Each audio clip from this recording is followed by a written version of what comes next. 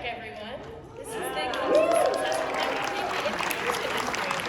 Look at all the amazing charisma. If we rolled the dice, what would we say that would be? Was that a 10? It's a 10. It's a nice 10. It was a nice average. Can we have a nat 20? Can we do a nat 20?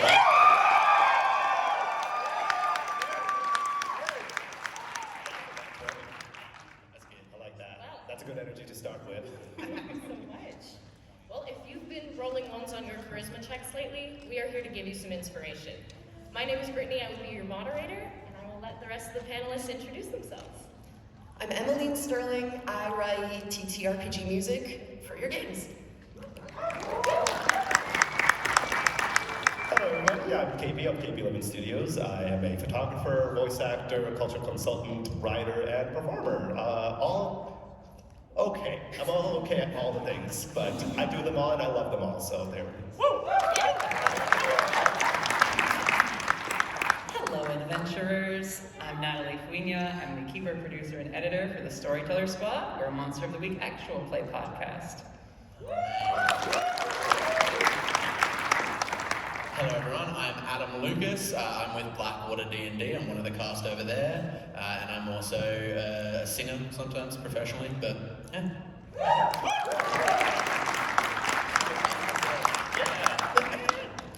Hi everyone, I'm probably the one weird one on the table line. I am actually I should tell my name. I'm Derek. Hi everyone. I'm a psychotherapist who's transitioned into being a full-time game developer, specifically trying to make therapy more accessible through gaming and gaming more accessible to everyone. Yeah.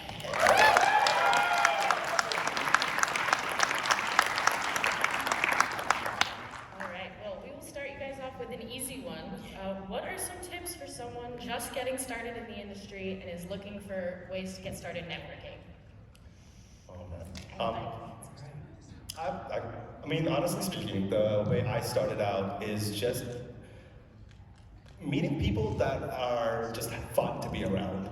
It was never about getting so-and-so numbers, meeting these number of people who are this and this famous or do these cool things. It was simply me wanting to have fun, doing things that I enjoy doing. I was lucky enough to be invited to be a part of an actual play game.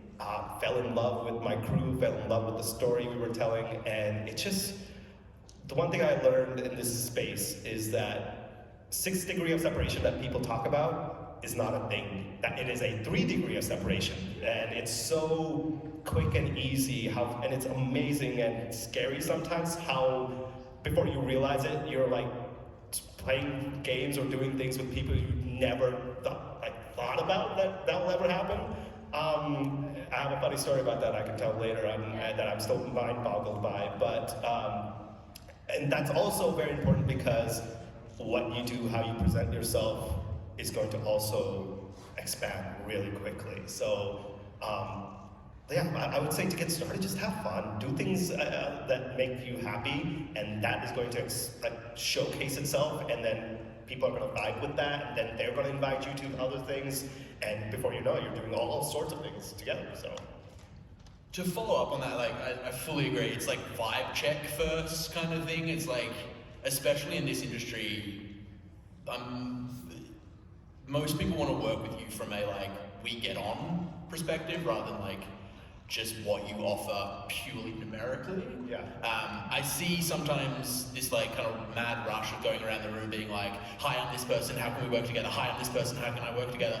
And it's like, just calm down, just chill, have a good time, have an interesting conversation. It doesn't even need to be about the industry. If you have a good conversation with someone, and you're like, oh, we should do something in the future, yeah, you're gonna have a lot more success in and it's also setting is important. If you're at a meet and greet event, you can kind of do that, be like, hey, this is what I do, what do you do? But if you're just at a chill drinks night, maybe just shift where you're coming from, because if you're really intense about let's work together, people might be like, oh, vibes, not on, ooh. So yeah, it's an important vibe check. Vibe check first. Yeah, to piggyback off of that, I look at it almost a little bit like dating. right? You know, you gotta feel out whether or Bring me not flowers. there's a good vibe there. You gotta have like some good Exactly. chemistry, good conversational energy, but also to not come off way too freaking desperate. Yeah. Right? Like you want to go up and be like, hey, you know, this is cool. There might be an opportunity here. Let's see if something organic and all that blossoms rather than just forcing it. Also, the drinking really helps.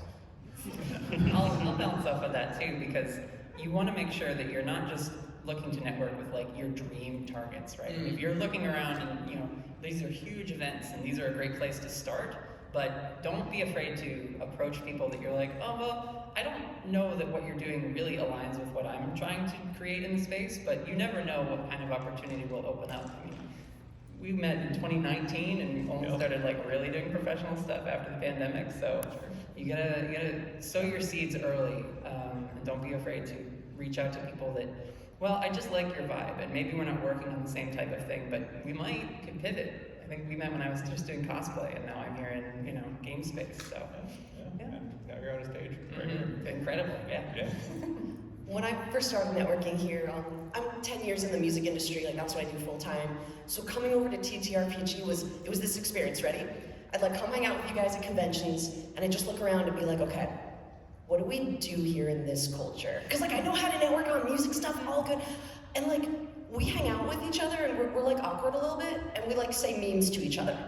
Yeah. I'm like, okay, I got it. So there is a little bit of like, what did you say, vibe check? Just like, what's going on? Like, what's up? Just like, come in, hang out. What's the culture? And that was something that helped me when I first started networking in TTRPG space. I was actually having that exact conversation with someone being like the music industry versus the TTRPG industry, and it's like the music industry is pretty cutthroat. Like it's pretty adversarial, and it's like how can I climb over you to get to where I want to be? And then coming to the TTRPG scene where everyone's like, hey bestie, what's up? Like let's do stuff, and I'm like, what is happening? Why isn't anyone trying to like stab me in the back? This is crazy. Like fully. That's a surface I could. I was fully in like survival mode. I was like, who's attacking me? No more sneak attack, guys. Exactly. Yeah. Only backstabbing in games. Yeah, true. Yeah. It's a patience thing too, like, you know, we were just saying like our years of knowing each other and then things working out, you like checking the culture of a space before you start to like really push yourself. I think, you know, if you come at this knowing, I just want to make stuff, and eventually that's going to mean I have to work with other people, then, you know, if it takes you 2-3 years to get a connection with someone where they recognize your face and it's like, oh, hi, I know you, yeah. That's fine, you have to be okay with that, because if you're not in this to make something and you're only here to like get big, that's not going to last you. You need that long-term patience and that like end goal of like, well, if I had all these connections and once I can have them all, what is it that I'm like trying to do? And if it's just make connections, like social media exists and it's terrible. Because I've like met people and go off of like numbers don't matter. I remember you remember people for all the good things as well as all the bad things or the negative reasons, right? And I remember meeting people who were, for them it was all about the numbers. Like I need to make this show I'm producing or this book that I'm writing, I need this so-and-so high level, like someone who has so much visibility, and that might help a little bit, but honestly speaking, those numbers don't really convey the full story of someone, their capabilities, who they are. I've met people who have zero presence online, and yet they are a big deal in someplace else or do something else, and you know, just treating people as people and approaching them as such goes a lot further, because then they feel seen, they feel like you treat them with respect and with that kindness, and they will then naturally give that back to you in some form or another. So all of that will just come back around. So don't focus on the numbers. The numbers really, honestly, in the end, don't matter. Unless you're like trying to approach a brand, and that's a different thing.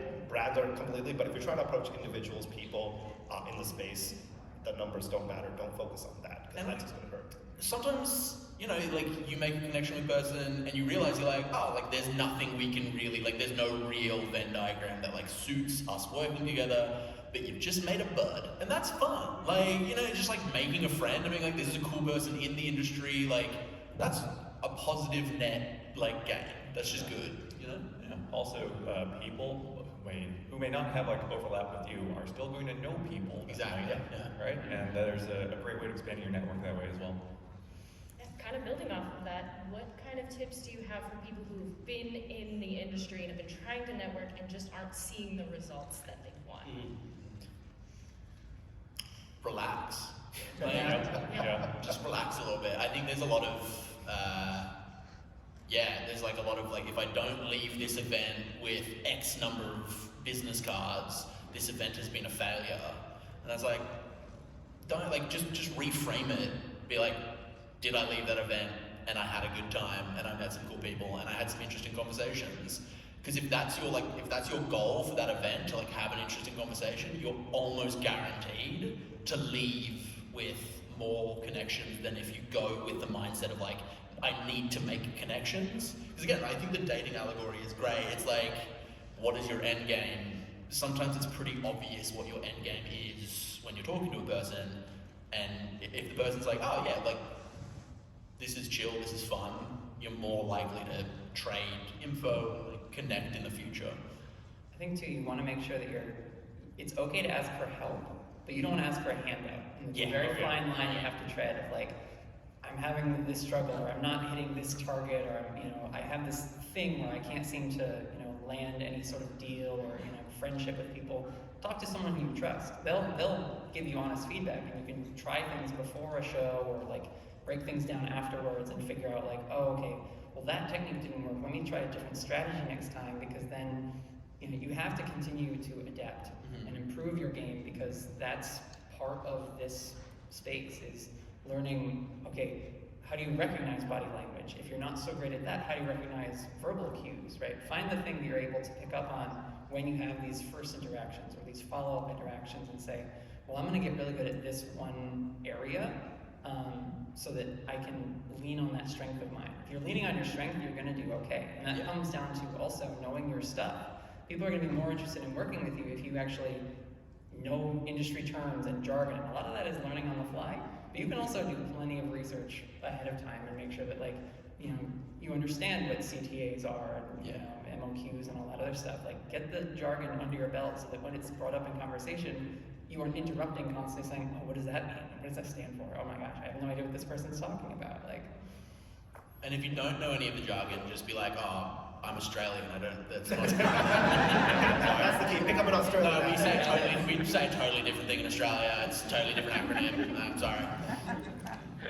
So this question is actually really hard to answer because we're all creatives. And I think every creative walks differently in their journey, right? Like, how many people here run like a live stream? Who does that? Yep. Lots of hands, yeah. How many people here write music or do something musical? Okay, if I was to give like those two groups of people advice, it'd be completely, totally different pieces of advice, right? So being like, what isn't working for you? But here's what's up. What you can do is like musicians can hang out with each other. We can talk to each other. Even if I don't want to like feature you on my next song, just like be in my community, let me talk to you, because sometimes a really valuable question is like, hey, what strategy has been working for you? Have you noticed this trend in the last 3 months? Right? Like, we've all got these little niche communities inside the TTRPG community, so sometimes networking can be as simple as, you're a musician, you're in my space, you're doing what I want, like, come here, let's just hang out for a minute. And it's very, like, you said something earlier about not intense, it's just very, like, we're walking through this together. Yeah. So it's a good question, but it's also a hard question to answer too, I was gonna actually say something similar in that, ask yourself, what is your definition of success, right? Because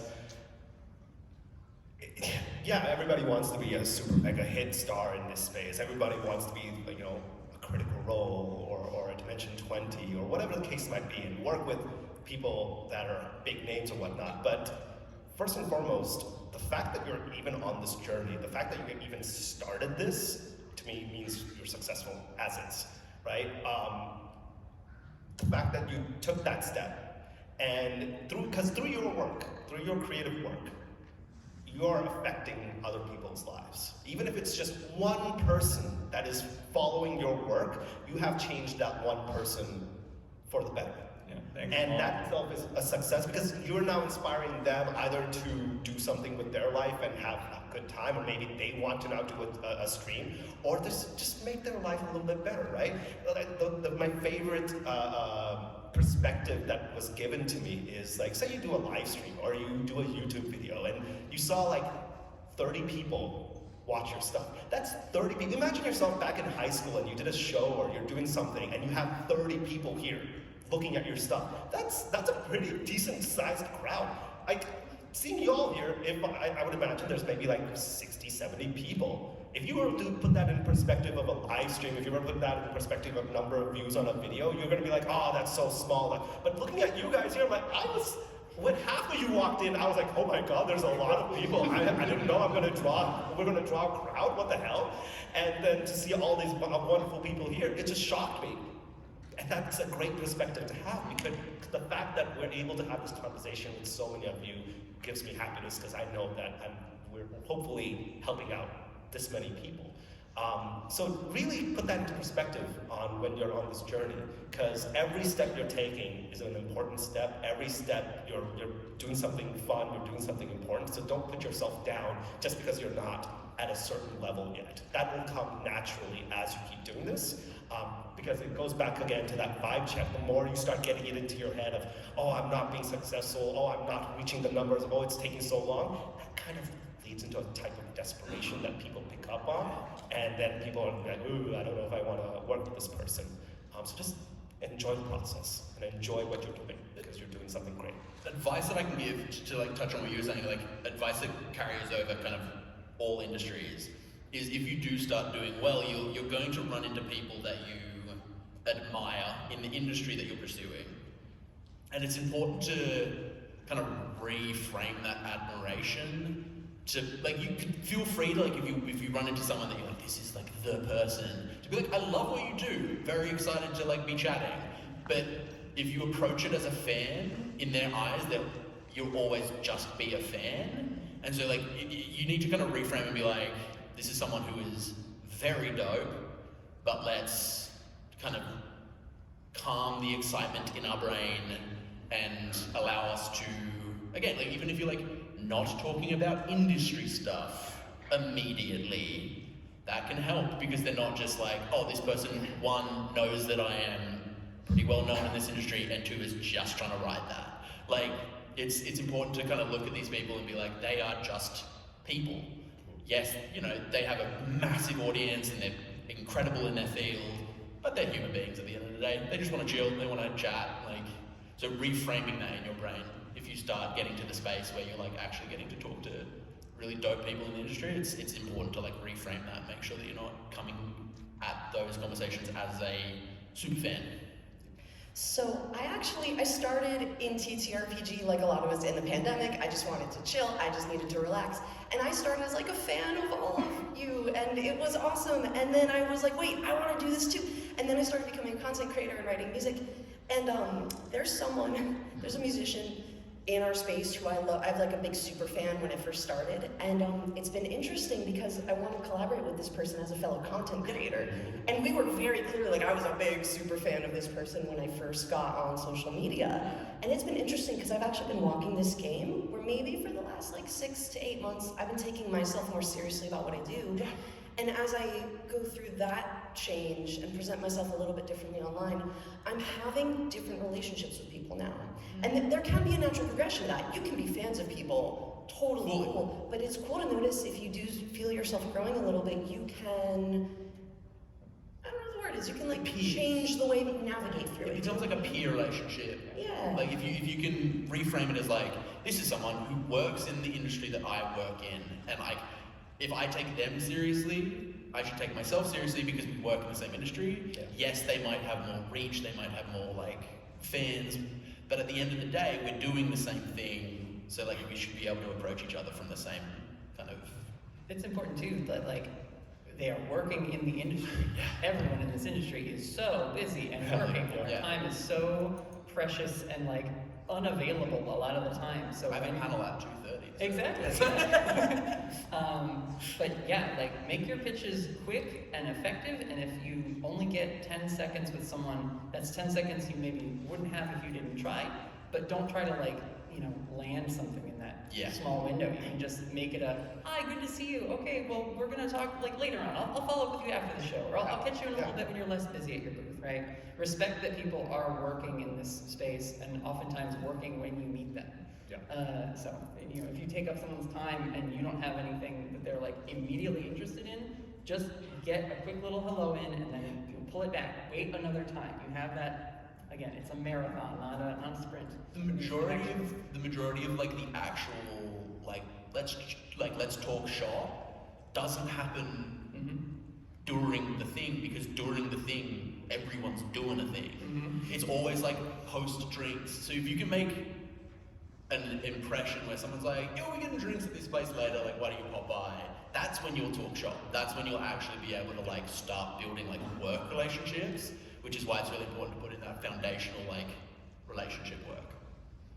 Have you had this experience in the music industry? If you're hanging out with a bunch of musicians and you're like chilling, you're kind of, I don't want to use the word vetting, but you're looking a little bit, being like, could I hang out with this person on a tour bus? Like, if they were going to play in my band one day, like, would they be a chill person to hang out with? Because there is a saying in the music, I see that. Because there is a saying in the music industry, be a good hang, period, that's it. That's great. And it's a little bit of like, musicians are collaborative. I can never do a full show because I'm always going to need a drummer behind me. So musicians, like, we always need other people on stage. We're also all TTRPG people. So like, we're collaborative storytellers, and we have that mentality too, right? So sometimes when you're hanging out, all you're doing is just like, hey, I can work with you, and you're just like being a good hang, and that speaks volumes as well. You know? Like, I'll echo all that too from the like game design industry, because every game is so massive now. There's music, there's writing, there's art. You really need to be able to just hang with people in general, to not come off overly desperate, as everyone's been saying so far. But one thing I did want to rewind on a little bit that you were talking about over there is the fact that you need to also have some humility, right? The ability to recognize that I can't do everything alone, and it's okay to rely on other people. And you know, tied to that, if you bump into your favorite your favorite creator at some point, you have your little fan moment, like allow yourself that, but don't make it the entire thing. Like, and then okay, no, let's talk. Yeah, kind of building on that, I'd love for all of you to share a positive, memorable experience you guys have had while networking, either something that worked really well for you or someone who approached you and really just had their stuff together and it really stuck with you. Oh man, I think, and I wish this for everybody, because it's such a weird shift. You don't know when it happens. There's really no marker of the moment this starts happening, where you're on this journey, you're creating content, you're doing all these sort of things, and then you have that moment where someone walks up to you and tells you, I watch your stuff, I see your things, or I follow your stuff, and I'm a fan. I think it's amazing what you do. And you just sit there going, oh, like, you don't realize that part of it is because everybody has that imposter syndrome happening. It's never gonna go away. You're gonna have to just deal with it. You're gonna have moments where you're just gonna be like, I'm hot garbage, I don't deserve this, why am I doing this? But trust me, say fuck you to that voice. I apologize for my self words. We go on, I'll take it. And it didn't come from the Australian. Yeah! And if it came from imposter syndrome, I can't think of a better thing to say too. I'll just tell it to go away, because the fact that you're getting that goes to show already that you're deserving of the praise you're getting and the accolades you're getting and the recognition you're getting. And I think what's really fun about that, though, is that those moments happen, and then once it goes to the point where if I have the time, like most of the time I like to tell people, it's not that I don't want to work with you, it's literally because it's a matter of whether I have the schedule to do it. Do I have the time? Because I love storytelling and I love collaboration, and if there's something we can do together and produce something cool, absolutely would love to do it. It's just a matter of, do I have the time? And when I do get the time to talk to someone, and then you go, oh, wait, I'm a fan of your stuff.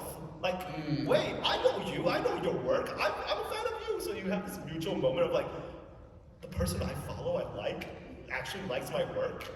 What the hell? And so I think that moment is when you really feel like you kind of have hit the mark. You know what I mean? That's how friendships work. And that's how friendships work. Yeah, exactly. Like a lot of these people, I'm a huge fan of their work too. And the moment we meet and they're like, oh, I love your stuff. I'm like, no, I love your stuff. What are you talking about? And you're just like no lie, we showed up early to the new sound test. We were like, oh, we're fans of everyone's stuff.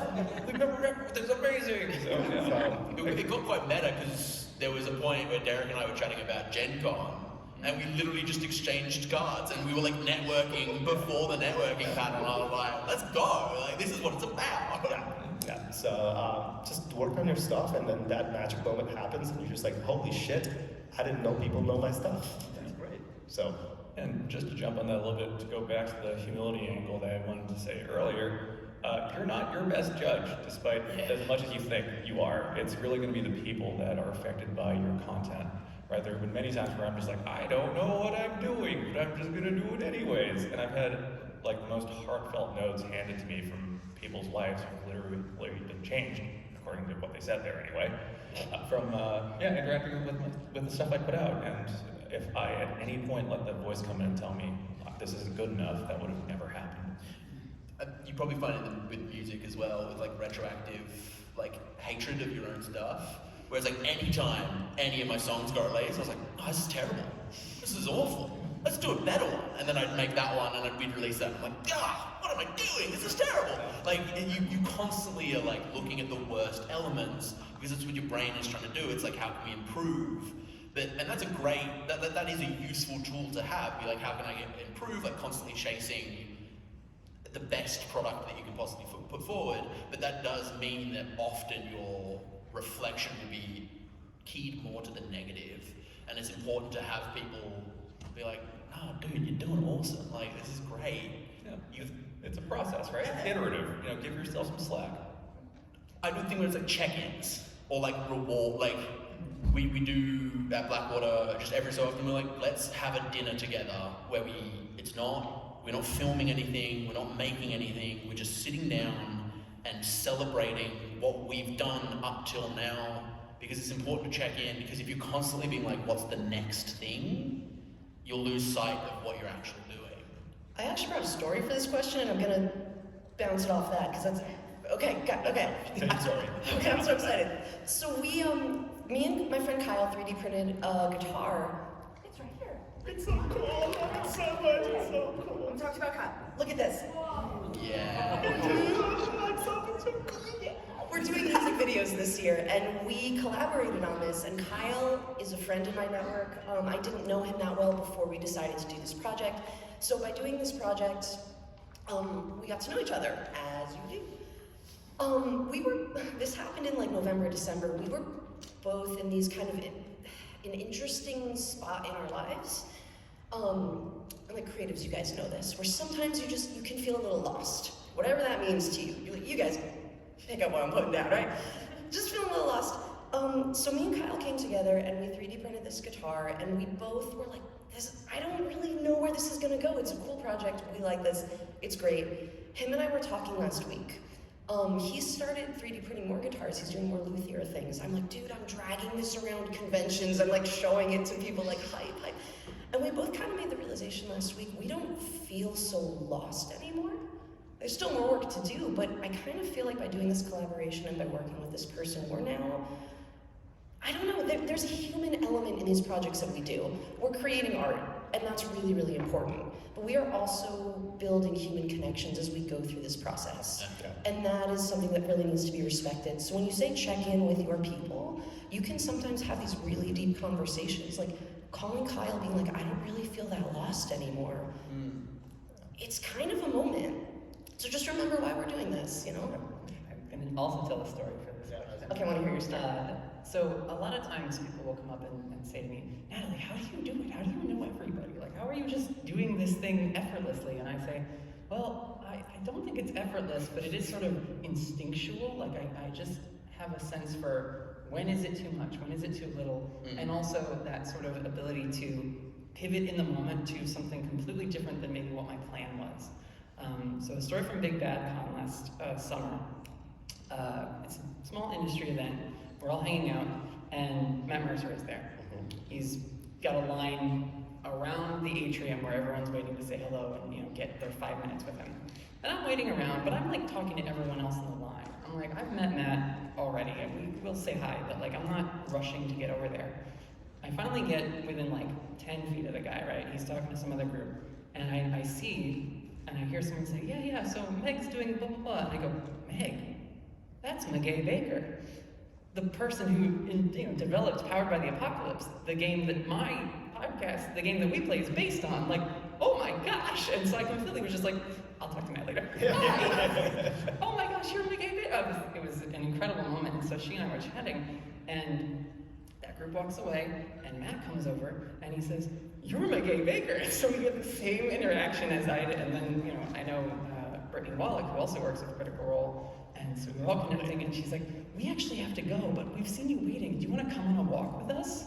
And I said, "Sure, I've got nothing else to do." And so they're going, and Matt's got to get his head straight, right? He's got a big dinner that night. He's going to be talking with a lot of creators that came to this event. And so we just head out. It's, I think, San Francisco, so we're right on the water. We just go down to the beach, and there's just some sandpipers, like, poking through the sand and everything. And I'm chatting with McGay, mostly, because I know Matt's busy, right? You treat these people like your friends. If your friend was like, "I've got a big thing, I just got to be, like, out of the space," like, yeah, I'm not gonna bug you, dude. You get yourself ready. Like, so McGay and I are talking. It turns out she goes to a LARP camp that I'm on the board for, chatting about that. And then I get over and I talk to Brittany and let them, Matt and McGay have their moment. And so, like, I probably didn't say more than 20 words to it, but, like, at the end, it was like, "Well, thanks for taking the walk with us, Natalie. Yeah, we'll see you at the dinner." And I go, "I'm not invited to that dinner. I'm just here to, like, talk to other people." And they're like, "We'll see you after." Okay, all right, cool. So, it's that instinctual, sort of everything we've been talking about, right? Like, patience to wait, ability to pivot, flexibility to say, like, he's got to do his own thing. It's not my time to be like, "Matt, let's talk about the thing that you're sick of talking about because it's your whole life now." Like, If I can add another story, Yeah. that is a little different vibe in that luck also plays into some of this. Yeah, Mhm. that's very Being true. at the right place at the right time, but know that the luck also happened because you took the steps to get around to that spot. So give yourself credit, right? Because this was 2 years ago, and I made a friend. He's big in the Magic the Gathering space. Super nice guy, and we ended up like, "Hey, I'm coming to LA. Let's do something together." We put together he was like, I want to do a TTRPG like 4-part show. Do you know anybody in LA that could do something?" Like, all right, let me take a shot. And I reached out to Matt, and I was like, "Matt, do you want to be a part of a TTRPG game we're doing 4-part?" He's like, "All right." I'm like, "Okay, all right, that works." Anyways, we did the show. Afterwards, we were hanging out, my friend and I, and suddenly he gets a text message, and he turns to me and he goes, "Hey, you want to play Magic the Gathering with Post Malone?" I'm like, Hell yeah, dude. "What? What are you on about?" He goes, "Yeah, Posty's in town. He wants to play Magic the Gathering. You want to play Magic the Gathering?" I'm like, how is this happening? What is going on? I'm pulling my leg. What is going on? Turns out Post Malone is a huge Magic the Gathering fan. Yeah, big time. He became a big time, and he loves my friend's content because he does Magic the Gathering. They connected, and they do shows together sometimes. And he was in town for a show, and he was like, "Let's play Magic the Gathering." So we ended up playing Magic the Gathering until 2 a.m. My first time ever playing Magic the Gathering was with Post Malone. Amazing. And we played until 2 a.m. That guy was just goes to show, I constantly feel like I'm nobody sometimes, right? But that's not because, that's just, once again, imposter syndrome. But your stuff, every step you take will lead you to where you need to be. Just embrace that process, embrace the people around you, support each other, because the more you support other people, the more they want to support you. And then you're gonna have these magic moments where you're just gonna be like, how am I doing, what's happening right now, right? And it will happen for you, right? So don't force it, just be genuine, work with the people around you, and they will want to work with you, and they will want to uplift you, and you'll get these moments. There's space. To bounce on something Nat said, where it's like, sometimes, like, Matt Mercer talks about D&D all the time, I'm sure. Like, you don't need to talk about D&D to Matt Mercer. I think I got the opportunity to have drinks with a pretty large TTRPG creator, and they just had a kid, and I'd just come back from a trip having met my niece for the first time, and we just talked about kids for like a long time, and I was like, yeah, it was so awesome to meet my niece, and then on the last day she cried so hard she vomited on me, and I was like, she became a demon from hell. And he was like, yeah, dude, I get it. And it was just this like lovely exchange that had nothing to do with D&D, that we just got to, we got to be people together, and that was, and now that's like a relationship that exists, and we can foster further and talk about D&D down the line. And that was just like a lovely thing. I was just like, I left being like, that was a cool person. Not that was a cool TTRPG creator, just a cool person, like a really nice person to meet. Yeah. Before I hop in with my story, I have to ask, did you or Post Malone win? Yeah, come on. We were playing Commander. Yeah. And listen, man, that was my first time ever playing, and then also we were heavily drinking. I'm telling you, that man can drink, and I was like, I feel like I need to do it with him, and I knocked out by like the 1 a.m. mark and woke up 2 in the morning, and groggily, drunkenly went back to my hotel room. But I don't know. I think I desperately lost, for sure. Yeah. And then me just trying to figure out the rest of the game took it. So I cannot give you a solid answer. He's really good. Sure. He's very good. So. You honestly give me an idea of like a very important networking thing, because a lot of the time networking is over drinks. And if you identify someone that you're like, oh dang, this person can throw them back, don't try to match them. Yeah. Because like, there is nothing less appealing than just sloppy drunk. You're like, oh, the impression that I had of this person is we were walking like from one place to the other and they threw up in the gutter. If they have that image in their mind, they're not gonna be like, we should work with them. Right, like the gutter vomiter, that's an opportunity. Like, it's cute when your niece vomits on you, or at least understandable. yeah, It's someone networking with you. fully, yeah. No, it wasn't cute. I was deeply traumatized, and I said, hey, it was good because I was like, I'm going back to Canada. Bye. Like, we're not dealing with this. But, I don't know. For your story, Derek? Oh, yes, story. So my story also involves Matt Mercer. And it also involves the whole concept of luck. And I wouldn't be a very good Canadian if I didn't quote Wayne Gretzky at least once. Yeah. Because that you're gonna miss every shot you don't take. Right? Michael Scott. Right. Yeah, I know. I have to attribute it to Gretzky, come on. Yeah. So the whole point is you gotta put yourself in spaces where that luck can happen. Yeah. And when I first started out, like quite literally, I just published my first game. I was like, I don't know what I'm doing. Well, I know people go to conventions. I should probably bring it there. I just hopped in a car, drove from Toronto over to Ottawa, and put my book down on a table with a little book stand and just stood there. It was like, I think I made it, right? Like, no idea what I'm doing. And it was a really small show, not really too many people attending. And for whatever reason, this one guy walks up to me and just asks, well, what are you doing next Sunday? I'm like, I don't know, probably be at home sleeping or crying myself to sleep after this cost. But he was like, well, you know, that's not what you're gonna do. Here's my card, here's a plane ticket. You're gonna be in LA next week filming with Geek and Sundry, which is the host company for Critical Role back then. I was like, what? And it turns out that even though it was a really small show, the organizer of the show was good friends with Sax Carr, who was their talent agent at that time. And they just happened to need someone for an episode of Lore Masters, and they wanted to talk all about my game there. And I was like, holy crap, this is amazing. I did not expect this. Hopped that plane, went down there. They didn't brief me at all. They just literally just scooted me up on stage, sat me down. I was like, okay, you're on. I'm like, I hope the entire world doesn't see me poop in my pants right now. Yeah. So you never know what'll happen, and you got to put yourself in those situations. And because of that random encounter, you know, Matt's got a copy of my game now. Yeah.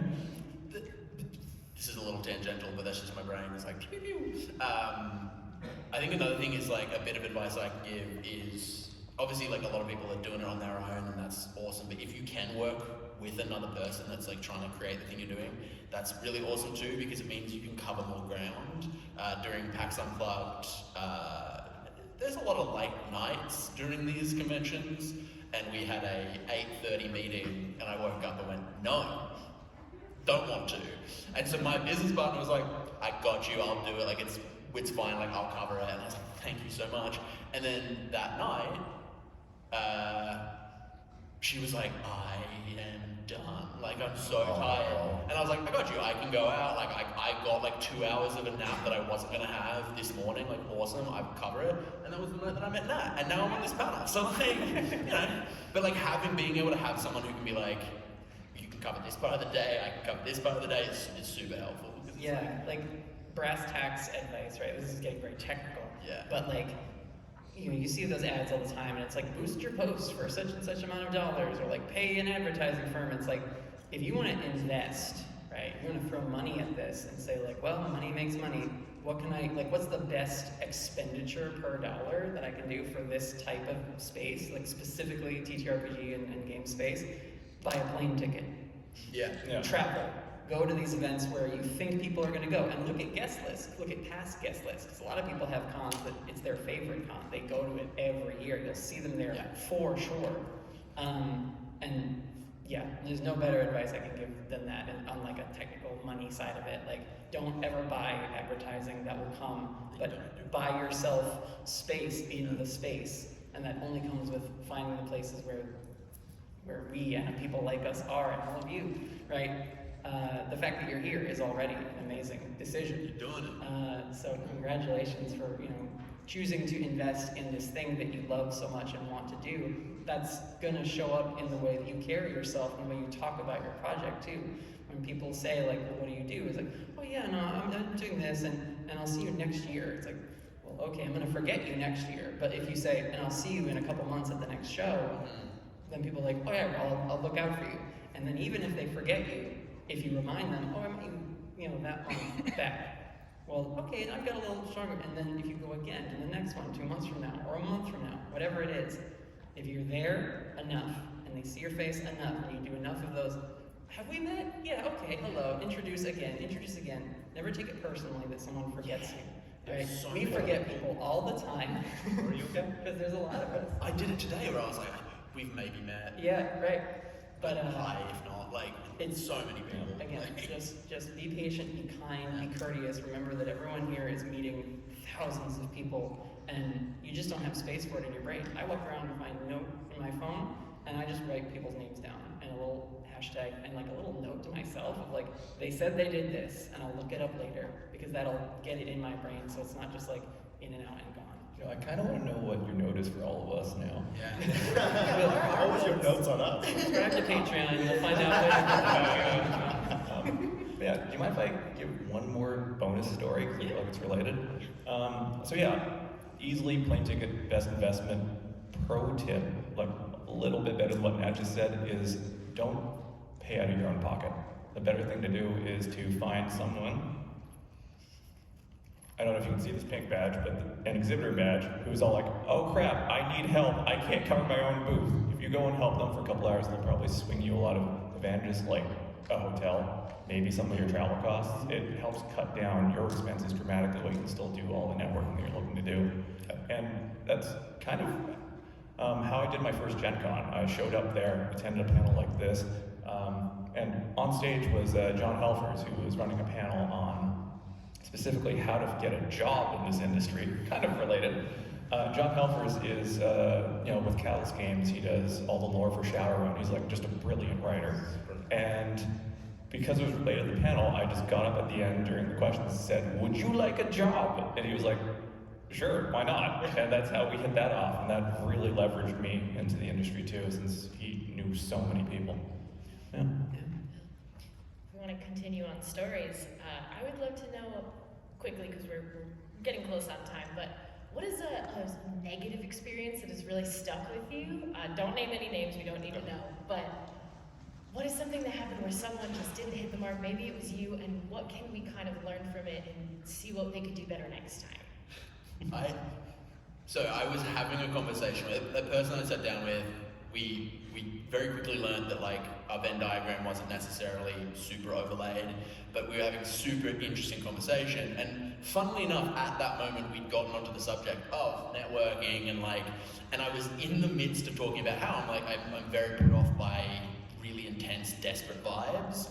And as I was saying this, one of my cast members was sitting next to me, and this person rolls up, and they were like, "Hey, I've got this book. Can you look at it?" And my friend was like, "Yo, yeah, sure, okay." And they fully interrupted the conversation that the four of us were having to have my friend just get pulled to the side and flip through this book.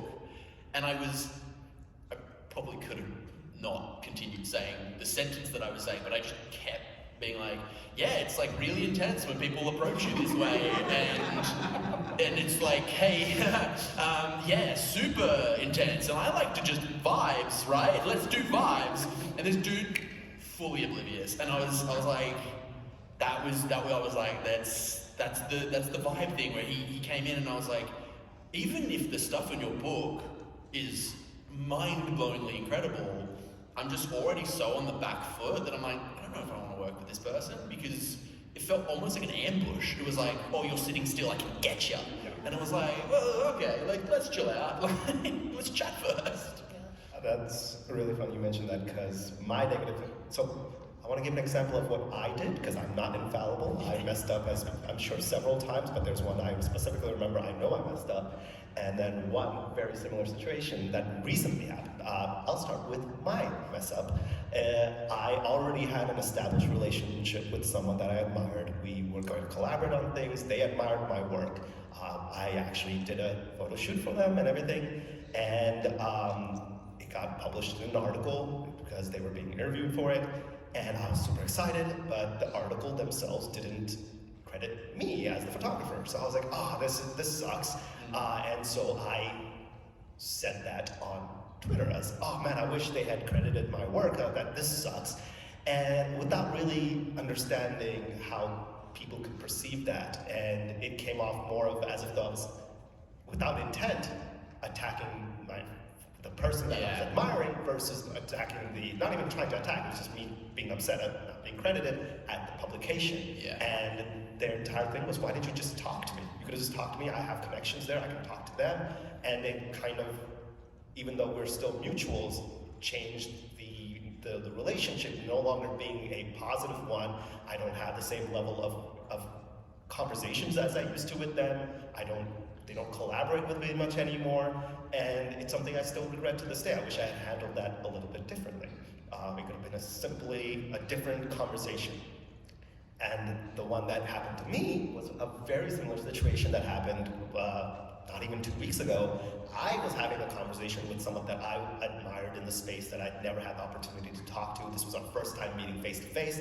They were like, oh my God, I was showing them my work and they were loving what I was doing, and we were talking about collaborating together and potentially doing something this year. And as we're having this conversation, an individual walks up and literally walks between us, turns to the person and starts talking to them and be like, oh, I'm a huge fan. So I'm just like, okay, we all have this moment where we're wanting to meet our group.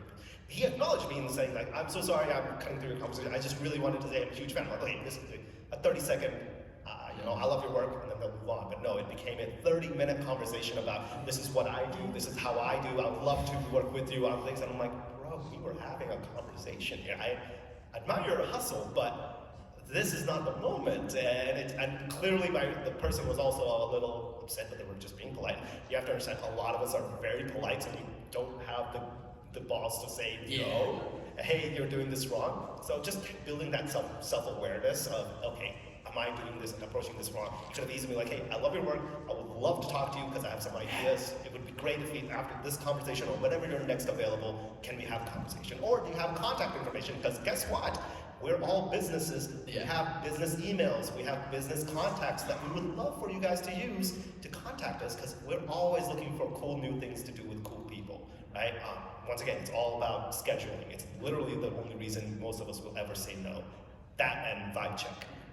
Don't let your enthusiasm overcome courtesy. Yeah. I was a moron 3 days ago, just before I got here.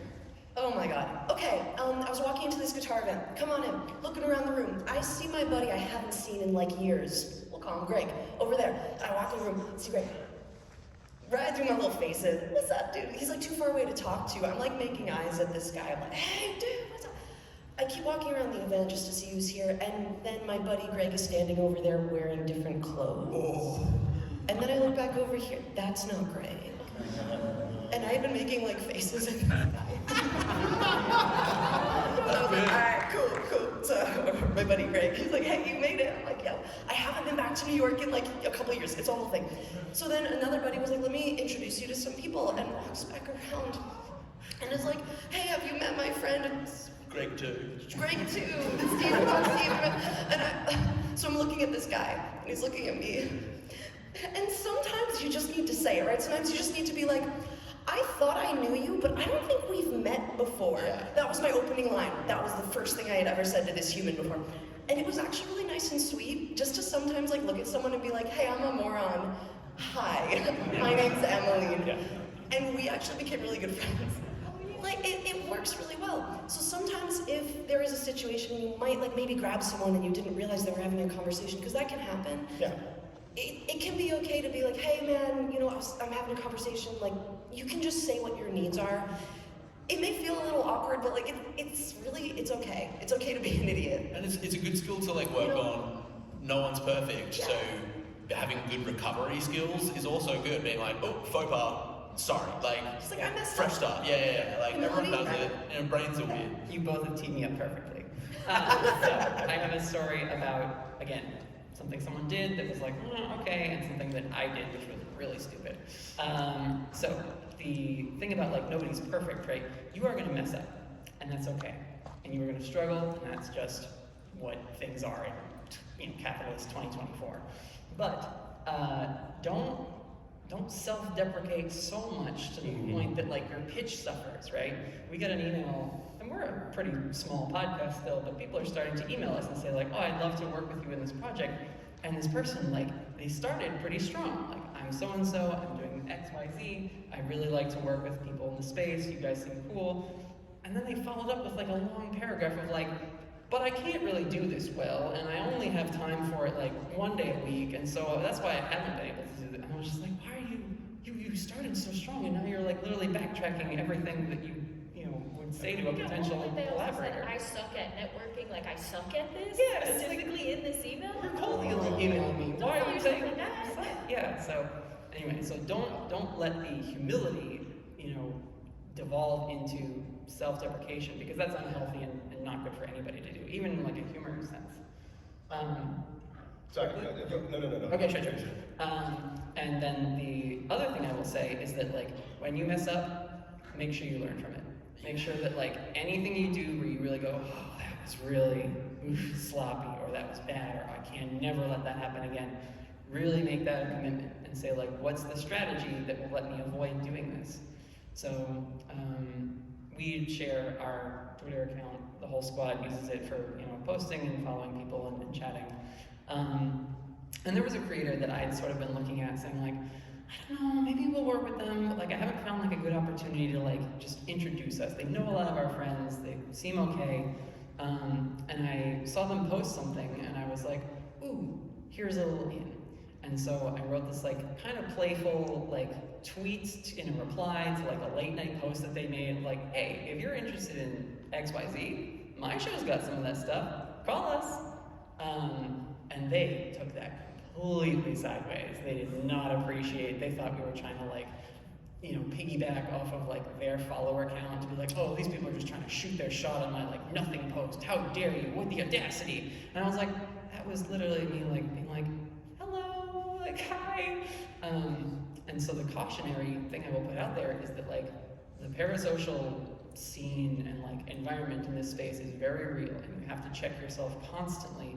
Even with people who you're like friendly with, you can't automatically assume like, well, that's my good friend so-and-so, right? Like think about it actually and be like, have you talked to them more times than you have fingers? Or are you just hyped because you had a good interaction with them and they seem to like people that you like? It's a very dangerous like social trap to sort of let your brain slide into, and will lead to those types of faux pas, because that disconnect of, well, I'm gonna act super familiar as opposed to courteously will sometimes end you up in hot water, where it's like, well, wow, that person came on real strong. I've only talked to them once and I don't really remember their name or face. So.